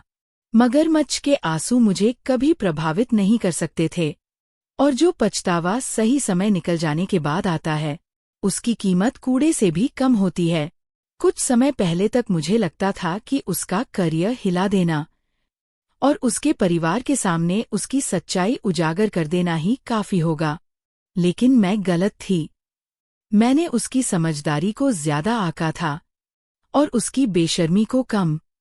वो अब भी यह मानकर बैठा था कि अगर ईस्ट लाइट सिटी प्रोजेक्ट बच गया तो उसकी पूरी जिंदगी फिर से पहले जैसी हो जाएगी। उसे लगता था कि वो अपना पुराना पद वापस हासिल कर सकता है, इसलिए वो इधर-उधर भागने लगा, पुराने कॉन्टैक्ट से मिलने लगा, लोगों पर एहसान याद दिलाने लगा, किसी से फेवर मांगता, किसी को इन्फ्लुएंस करने की कोशिश करता। लेकिन इस बार मैं रुकने वाली नहीं थी। अगर जहरीली घास उखाड़नी हो तो उसे जड़ समेत निकालना पड़ता है। पापा की लीगल टीम की मदद से मैंने चुपचाप डैनियल के कंपनी रिकॉर्ड्स खंगालने शुरू किए। उसके पूरे करियर का इतिहास सामने आने लगा। डैनियल हमेशा से घमंडी और दिखावा करने वाला इंसान था। अवा को प्रभावित करने के लिए वो अपनी सफलता का प्रदर्शन करता था, लेकिन पर्दे के पीछे एक और खेल चल रहा था। ईस्ट लाइट सिटी प्रोजेक्ट के दौरान उसने अपनी पोजीशन का गलत इस्तेमाल किया था। कई सप्लायर्स से उसने भारी किकबैक्स लिए थे, गुप्त पेमेंट्स, महंगे गिफ्ट्स और कई गैरकानूनी फायदे। उसे पूरा भरोसा था कि उसने सबूत मिटा दिए हैं, लेकिन उसे एक बात नहीं पता थी। उन बड़े सप्लायर्स में से एक सप्लायर शुरू से ही पापा का लगाया हुआ आदमी था। पार्टनरशिप की शुरुआत से ही उस व्यक्ति ने हर ट्रांजैक्शन का रिकॉर्ड संभाल कर रखा था, हर पेमेंट, हर बैंक ट्रांसफर, यहाँ तक कि डैनियल की बातचीत की ऑडियो रिकॉर्डिंग्स भी। एक बार पापा ने मुझे बताया था, ये फाइल्स तुम्हारी सुरक्षा के लिए हैं। अगर डैनियल ईमानदार रहा तो ये हमेशा बंद रहेंगी, लेकिन अगर कभी लालच उसके सिर पर चढ़ गया तो यही फाइल्स उसकी सबसे बड़ी सजा बनेंगी। और अब वही समय आ चुका था। मैंने सारे documents, audio records, bank details और फाइनेंशियल एविडेंस को एक डिटेल्ड रिपोर्ट में इकट्ठा किया। फिर उसे अनोनिमस कंप्लेंट के रूप में कंपनी की इंटरनल डिसिप्लिनरी कमिटी को भेज दिया। साथ ही उसकी कॉपीज लोकल टैक्स ब्यूरो को भी भेज दीं। एक कदम ने कई तूफान खड़े कर दिए। बोर्ड ऑफ डायरेक्टर्स पहले ही डैनियल से नाराज था। ईस्ट लाइट सिटी प्रोजेक्ट की समस्या, इन्वेस्टर्स का पीछे हटना और कंपनी को हुए नुकसान ने माहौल पहले ही गर्म कर रखा था। अब जब उनके सामने इतने ठोस सबूत आए तो उनकी रीढ़ तक ठंडी पड़ गई। उन्होंने तुरंत स्पेशल इन्वेस्टिगेशन टीम गठित कर दी और उसी दिन डैनियल को उसके पद से सस्पेंड कर दिया गया। जब तक जांच पूरी नहीं हो जाती, उसे किसी भी प्रोजेक्ट में शामिल होने की अनुमति नहीं थी। ये खबर सुनते ही डैनियल पूरी तरह घबरा गया।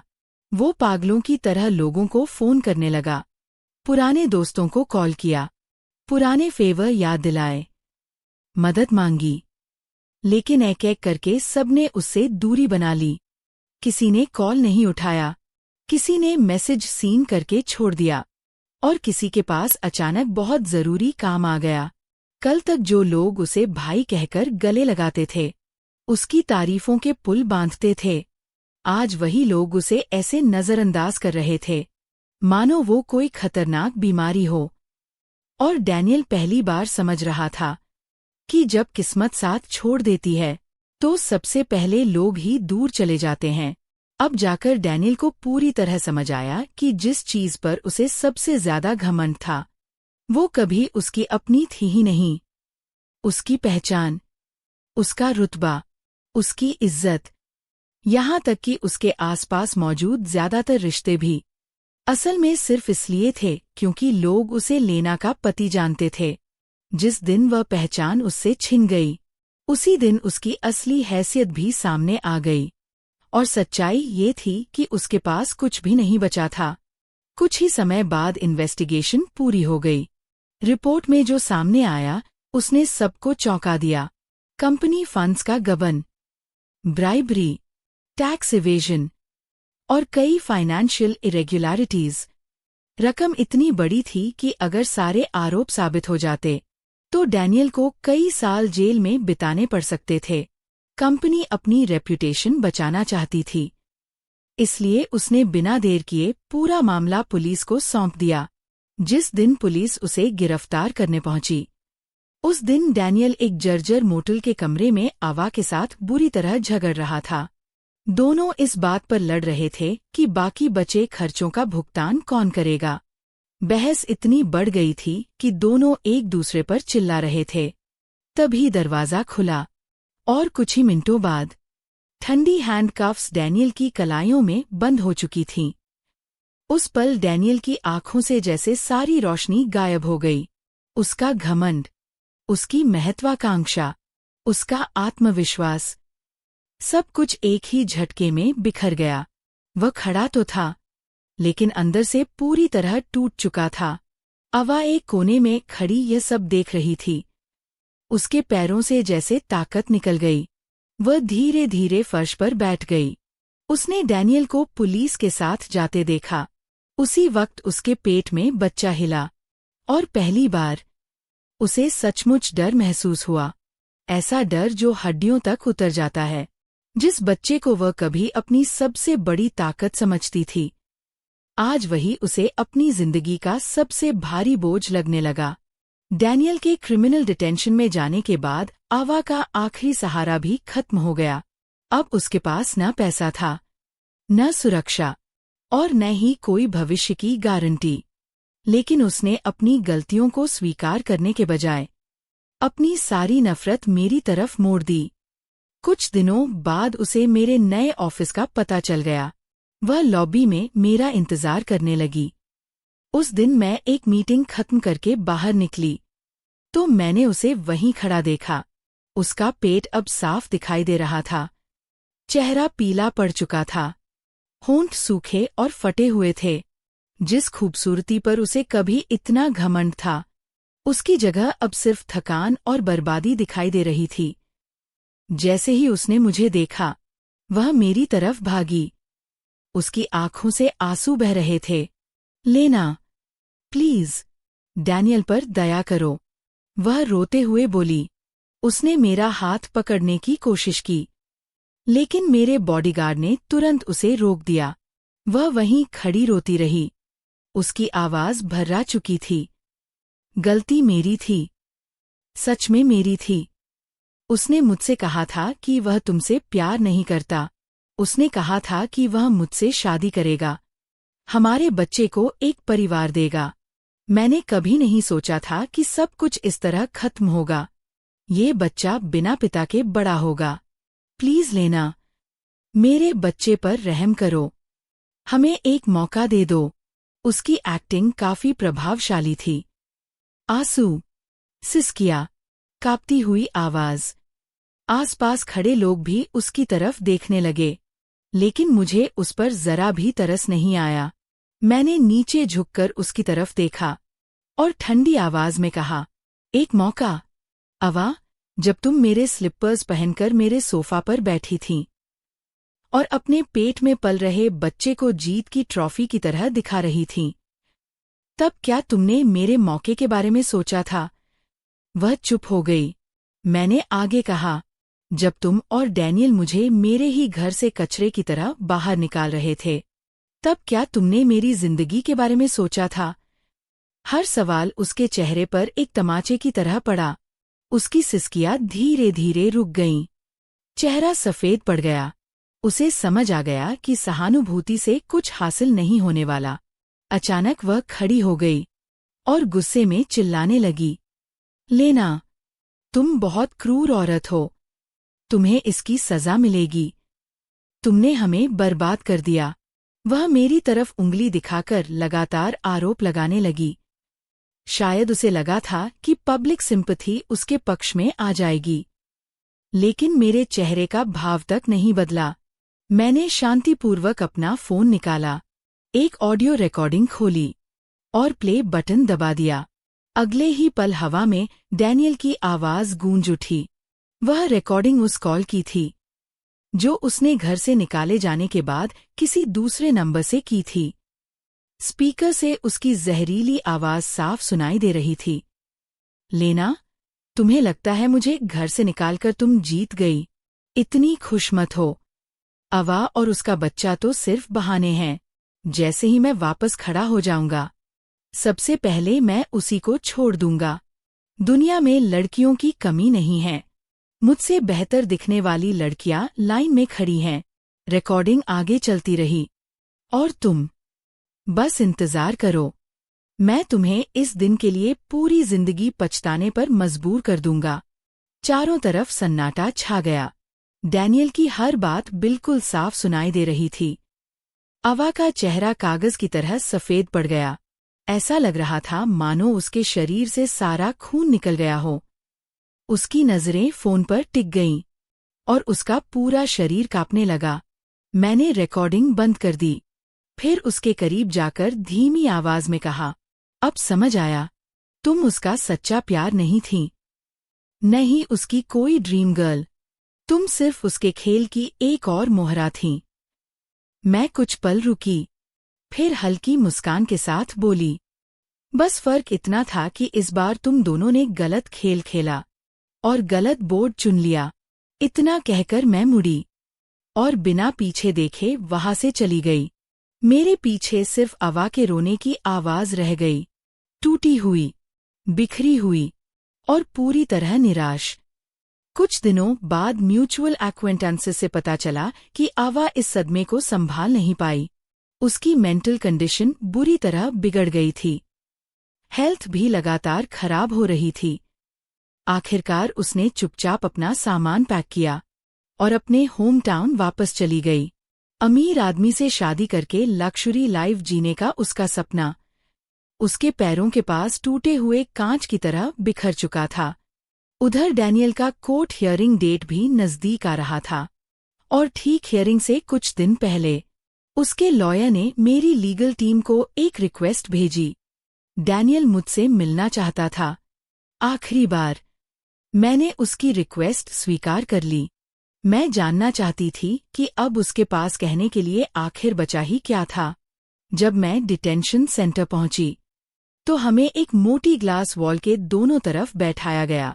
उस पार डैनियल बैठा था, ग्रे रंग की प्रिजन यूनिफॉर्म, मुंडा हुआ सिर और पहले से कहीं ज्यादा दुबला शरीर।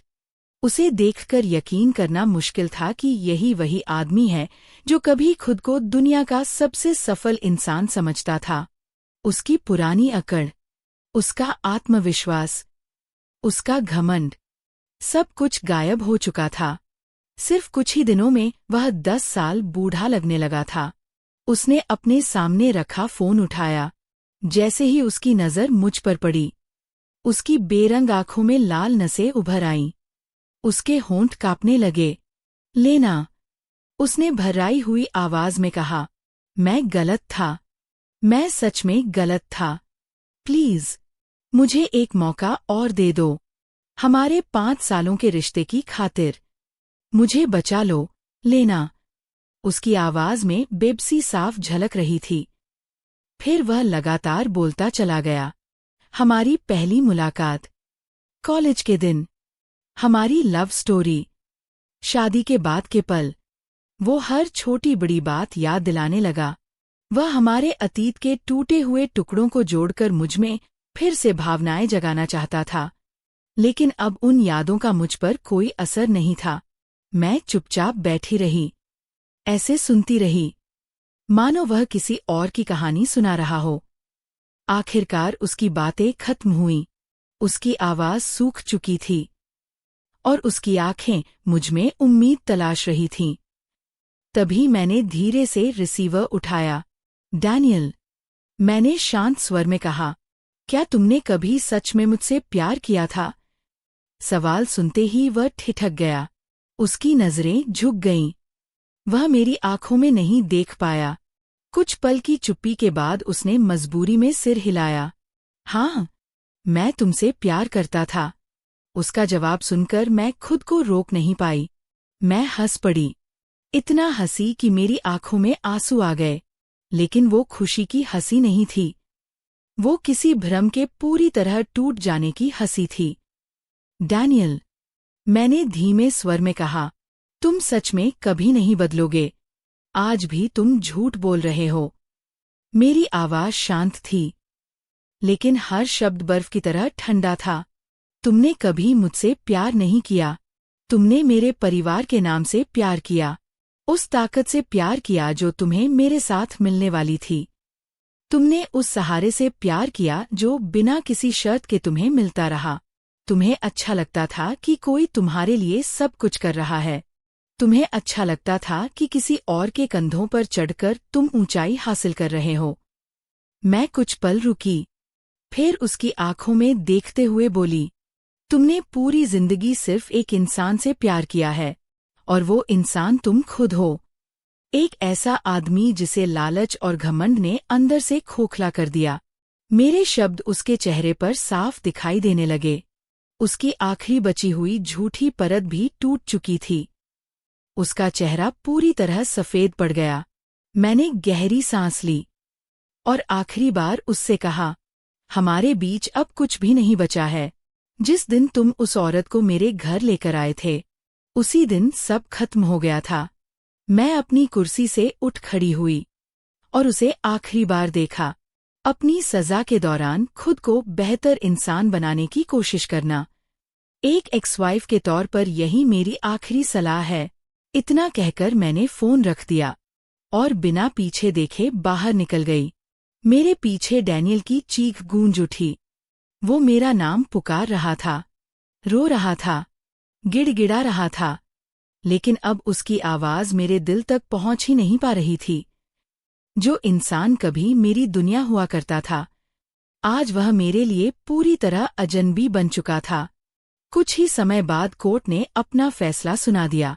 कंपनी फंड्स के गबन, ब्राइबरी, टैक्स इवेजन और कई अन्य अपराधों को जोड़कर डैनियल को 15 साल की सजा सुनाई गई। 15 साल, इतना लंबा समय कि उसकी जिंदगी का सबसे अच्छा दौर सलाखों के पीछे गुजर जाए। उस फैसले के बाद मैंने आधिकारिक रूप से डिवोर्स केस भी पूरा कर लिया। डैनियल की इनफिडेलिटी और फाइनेंशियल क्राइम्स के सारे सबूत मेरे पास मौजूद थे, इसलिए कानूनी प्रक्रिया मेरे पक्ष में रही। मुझे अपनी किसी भी प्रॉपर्टी के लिए संघर्ष नहीं करना पड़ा। मैंने अपना सब कुछ वापस हासिल कर लिया। और डैनियल को किसी तरह का कॉम्पनसेशन भी नहीं मिला। कानूनी और भावनात्मक दोनों स्तरों पर हमारा रिश्ता पूरी तरह खत्म हो चुका था। उसके बाद मैंने सबसे पहला काम किया, मैंने वो घर बेच दिया। वही घर जो कभी मेरा सपना था और बाद में मेरी सबसे दर्दनाक याद बन गया था। घर बहुत अच्छी कीमत पर बिक गया। मैं उस जगह से जुड़ी एक भी चीज अपने पास नहीं रखना चाहती थी। उस पैसे और अपनी सेविंग्स को मिलाकर मैंने एक छोटी एंजल इन्वेस्टमेंट फर्म शुरू की। मेरा उद्देश्य था उन युवा लोगों की मदद करना जिनके पास टैलेंट तो था लेकिन अवसर और पूंजी नहीं थी। अब मैं किसी आदमी की परछाई बनकर नहीं जीना चाहती थी। मैं अपनी जिंदगी की मुख्य किरदार बनना चाहती थी, अपनी कहानी की रानी। इसी दौरान मैंने पापा की कंपनी भी ज्वाइन कर ली, लेकिन किसी स्पेशल प्रिविलेज के साथ नहीं। मैंने प्रोजेक्ट असिस्टेंट के रूप में सबसे नीचे से शुरुआत की। पापा ने कभी मेरे लिए आसान रास्ता नहीं चुना। उन्होंने मुझे सबसे मुश्किल प्रोजेक्ट्स में डाला, सबसे जटिल समस्याओं के बीच काम करना सिखाया। धीरे धीरे उन्होंने मुझे बिजनेस की हर बारीकी सिखाई। हर दिन मैं कुछ नया सीख रही थी और हर दिन पहले से मजबूत बन रही थी। पापा की आंखों में अब एक अलग सुकून दिखाई देता था। उन्हें आखिरकार भरोसा हो गया था कि उनका उत्तराधिकारी तैयार हो रहा है। मैंने अपने लंबे बाल कटवा दिए, वो बाल जिन्हें मैंने वर्षों तक संभाल कर रखा था। उनकी जगह अब एक प्रोफेशनल लुक ने ले ली। साफ सुथरे ऑफिस सूट्स, कॉन्फिडेंट पर्सनालिटी और आत्मनिर्भर सोच। मेरे दिन मीटिंग्स, रिपोर्ट्स, प्रेजेंटेशंस और निगोसिएशंस में गुजरने लगे। जिंदगी व्यस्त थी, लेकिन पहली बार उसका हर दिन सार्थक महसूस होता था। मैंने अपने पुराने शौक भी दोबारा शुरू किए। उनमें सबसे खास था हॉर्स राइडिंग। जब मैं खुले मैदान में घोड़े पर दौड़ती और हवा मेरे चेहरे से टकराती, तो मुझे लगता कि मैं फिर से जी रही हूँ। मेरे दोस्तों का कहना था कि डिवोर्स के बाद मैं पूरी तरह बदल गई हूँ। पहले से ज्यादा आत्मविश्वासी, पहले से ज्यादा खुश, पहले से ज्यादा चमकदार। लेकिन मैं जानती थी कि सच्चाई क्या है। मैं कोई नई इंसान नहीं बनी थी। मैं सिर्फ खुद को दोबारा खोज पाई थी। उस लड़की को जो शादी के उन 5 सालों में धीरे धीरे कहीं खो गई थी। 1 साल बाद मुझे डिटेंशन सेंटर से एक लेटर मिला। भेजने वाले का नाम देखकर मैं कुछ पल के लिए रुक गई। वो डैनियल था। लेटर का कागज साधारण था। स्याही जगह जगह हल्की और कांपती हुई दिखाई दे रही थी। उसकी हैंडराइटिंग देखकर ही महसूस हो रहा था कि यह पत्र लिखते समय वह मानसिक संघर्ष से गुजर रहा था। लेकिन इस बार उस लेटर में न कोई बहाना था, न कोई सफाई, न कोई दया की भीख। उसमें सिर्फ एक ईमानदार स्वीकारोक्ति थी। पहली बार डैनियल ने माना था कि उसकी हीन भावना, उसका लालच और उसकी विकृत सोच ही उसकी बर्बादी की असली वजह थी। उस लेटर में डैनियल ने पहली बार अपने बारे में पूरी सच्चाई लिखी थी।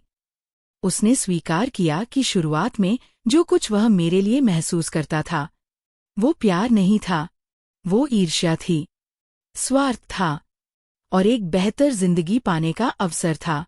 उसने माना कि उसने मेरा इस्तेमाल किया था।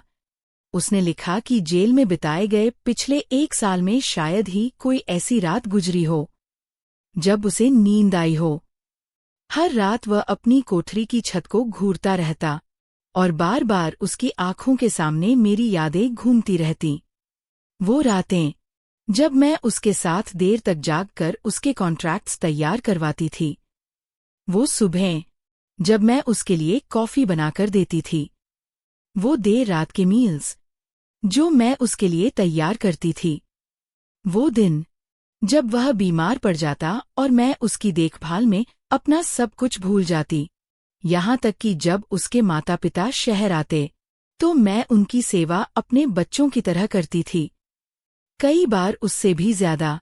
लेटर में उसने लिखा था, सब कुछ खो देने के बाद मुझे समझ आया कि मैंने अपनी जिंदगी की सबसे कीमती चीज अपने ही हाथों से बर्बाद कर दी।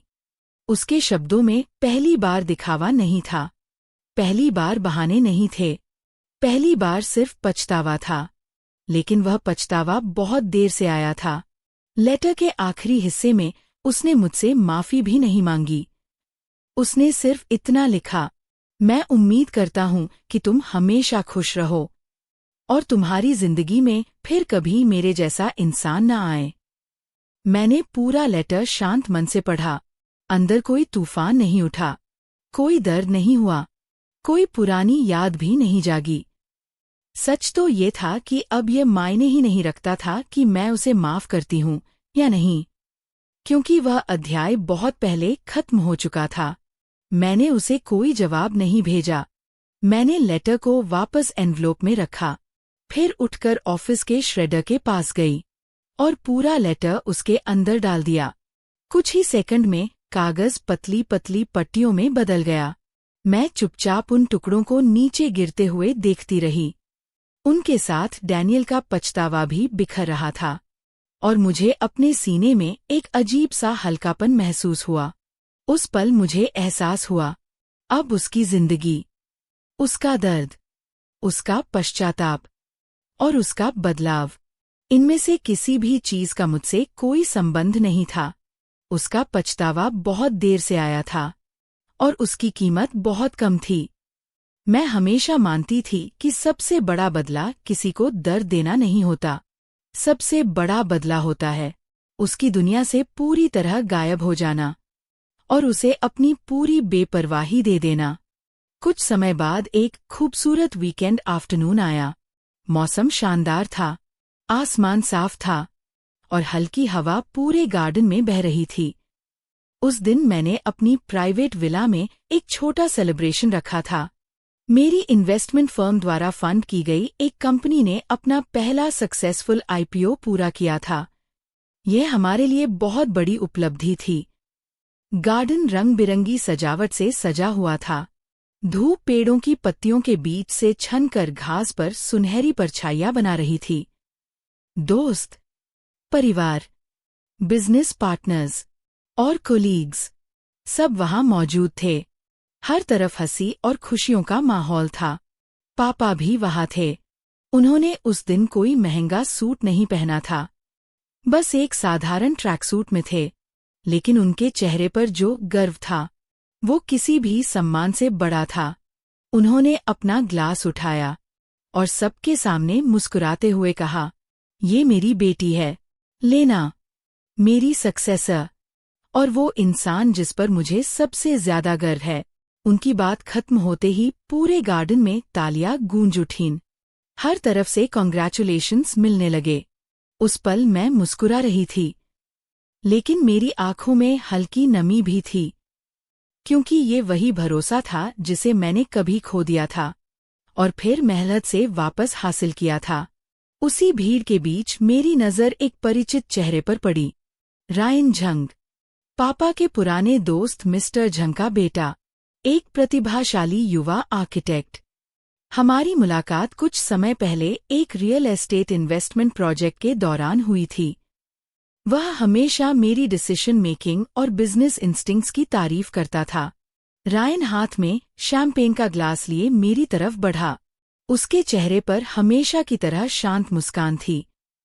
कांग्रेचुलेशंस, डायरेक्टर लेन, उसने सच्चे दिल से कहा। मैं मुस्कुरा दी। थैंक यू, और प्रोजेक्ट के दौरान आपकी वैल्यूबल एडवाइस के लिए भी धन्यवाद। हमने ज्यादा बातें नहीं की, बस कुछ सामान्य बातें हुईं, लेकिन उन कुछ पलों में भी एक सहज अपनापन महसूस हो रहा था। कोई जल्दबाजी नहीं, कोई दिखावा नहीं, कोई झूठ नहीं, बस एक सुकून भरी शुरुआत, शायद किसी नए अध्याय की। मैंने हल्का सा सिर उठाकर आसमान की तरफ देखा। नीला आसमान, सुनहरी धूप और चेहरे को छूती हुई नरम हवा। उसी पल मुझे एहसास हुआ, मेरी जिंदगी अब जाकर सच में शुरू हुई है। जहां तक डैनियल की बात थी, वो अब मेरी कहानी का हिस्सा नहीं था। इतना नहीं कि मैं उससे नफरत करती थी, बल्कि इतना कि मैं उसके बारे में सोचती ही नहीं थी। सच कहूँ तो मुझे उसका चेहरा भी मुश्किल से याद था, और शायद यही मेरी सबसे बड़ी जीत थी। क्योंकि जब कोई इंसान आपकी यादों से भी मिटने लगे, तो समझ लीजिए कि आपने उसे सच में पीछे छोड़ दिया है। और यहीं मेरी कहानी खत्म होती है।